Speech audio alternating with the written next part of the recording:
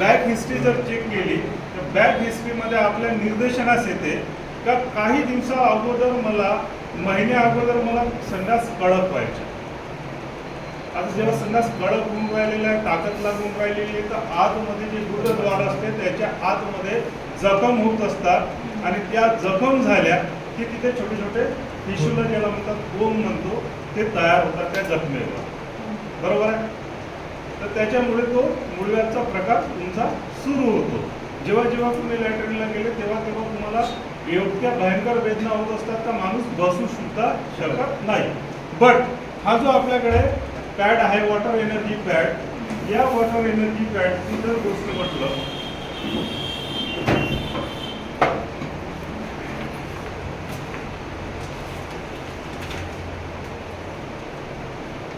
Water energy pad आणि हा पिलो pad दोघांचं आपण सारखंच काम आहे आणि दोघे त्याच पद्धतीचं वर्क करतात. काय नाही करायचं, याच्यावर बसण्याचं काम आहे. आणि हे जे प्रॉडक्ट काम करून राहिले आहे तुमच्या हिलिंगवर काम करून राहिलं आहे, बिमारीवर काम करून राहिलेलं नाही. डोक्यातून काढून टाकायचं का हा प्रॉडक्ट बिमारीवर काम करतो. हा काम करतो तुमच्या हिलिंगवर. म्हणजे आतमध्ये ज्या जखम झालेल्या आहेत त्या जखम हळूहळू तिथे ब्लड सर्क्युलेट करून ऑक्सिजनेटेड ब्लड हे करून कॅरी करून तिथल्या जखम भरण्याचं काम करतो. त्यामुळे जे कोंब आलेले असतात आतमध्ये ते हळूहळू डिझॉल्व होत असतात. आणि सुरुवातीच्या आम्ही दिलेल्या प्रॉडक्टमुळे, या ई-व्हायटरिनच्या प्रॉडक्टमुळे कितीही मोठा मूळव्याधचा जरी प्रकार झालेला असेल तर मी सांगतो की मी दिलेल्या प्रॉडक्ट आणि त्यांनी वापर ज्या पद्धतीनं केलेला आहे त्याच्यानुसार 8 दिवसामध्ये जो व्यक्ती लॅट्रिनवरून आल्यावर बसू शकत होता रंगानं तो आज व्यवस्थित आहे आणि विदाऊट ऑपरेशन त्याचं मूळव्याध सुद्धा बरं झालेलं आहे. तर नो डाऊट्स जर असा कोणाला प्रकार असेल तर 100% तुम्ही त्याला फक्त थोडंसं ज्याचे वय जास्त आहे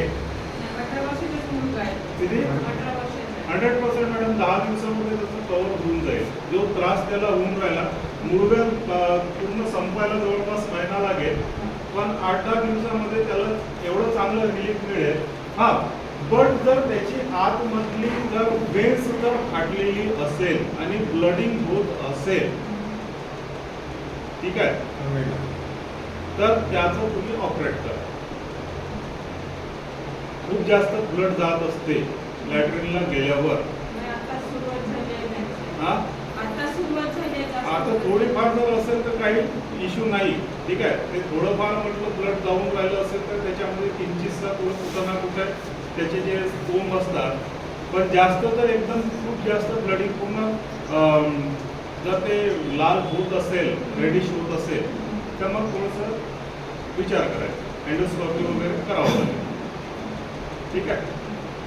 अशा पद्धतीचं झालं सर.